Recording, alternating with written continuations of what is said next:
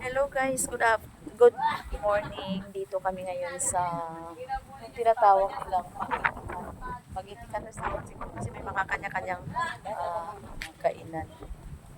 Kainan. So dito kami mananghalian, hindi nag-order din kami ng halo-halo. Special sila halo. Ang ganda guys ang pwesto dito. Ayan.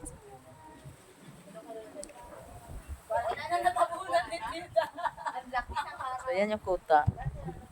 Ang ganda dito guys, sobrang peaceful ang ano.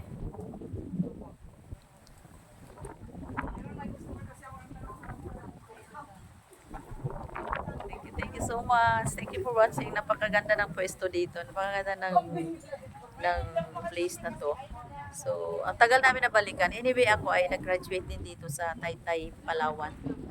Pero ngayon lang ako nakabalik sa part ng sa side ng Kuta. So, diyan kami nagpa-practical arts dati. So, sobrang ganda na dito guys. So, kung makadayo kayo dito sa Taytay, Palawan, please come and visit to the Pag-itikan.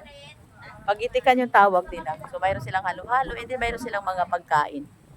Ayan, thank you so much guys. So, ito yung aking mga kasamahan. Ayan. Hello guys!